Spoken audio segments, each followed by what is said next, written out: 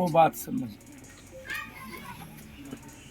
पहले तो ये बीजेपी से आप ये पूछिए कि क्या नरेंद्र मोदी जी पर भरोसा खत्म हो गया?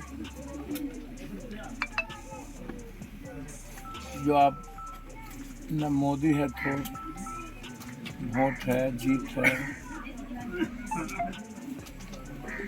बिना किसी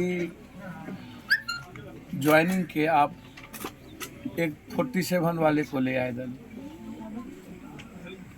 तो आपको 47 पर भरोसा है कि मोदी पे?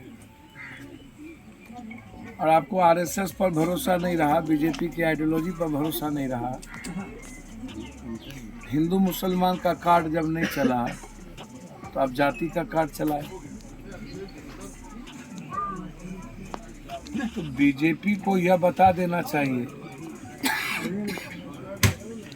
कि 56 का ही खेला चल रहा है ना भाई। कौन किसके पास कितना बड़ा 56, कितना बड़ा एलएमजी, जात का सबसे बड़का ठेकेदार कौन? ये तो मोकामा में भूमिहार समाज के लोग नेता ही अनंत सिंह को मानता है। तो जग जाहिर है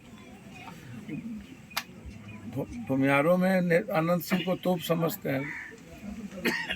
अब तो वहाँ लड़ाई मोच की हो गई, बड़का भूमिहार कौन, छोटका भूमिहार कौन।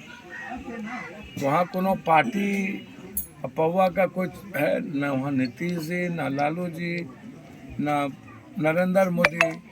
वहाँ है 56, वहाँ है जाति।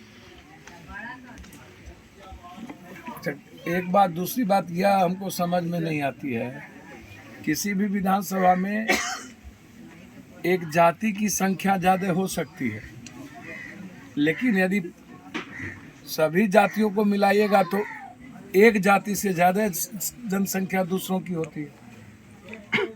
तो ऐसा तो है नहीं कि वहाँ भूमिहारी हैं, भूमिहारों की संख्या ज़्यादा होगी।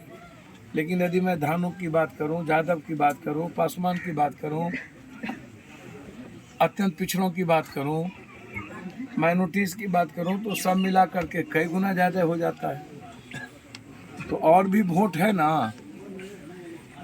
आप जो एकदम पूरा आप दोनों चुनाव को आप, अब एक बात, दूसरी बात समझिए, बीजेपी को अपने पर कोई भरोसा है ही नहीं।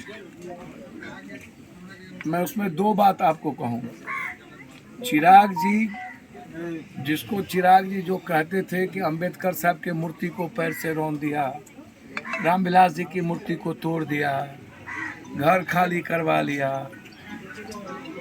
पार्टी तोड़वाने में बीजेपी की भूमिका सबसे ज़्यादा है, मंत्रिमंडल में इसके भाई को बना लिया। आज मोकामा में पासवान की वोट के आधार पर आप चिराग जी को आपने मंत्रिमंडल का वादा किया होगा, अच्छी बातें हैं, आप डेवलपमेंट करिएगा, मंत्री बनिएगा तो। लेकिन बीजेपी का जो नरेंद्र मोदी और आरएसएस आधार था वो तो खत्म हो गया ना। अब तो मात्र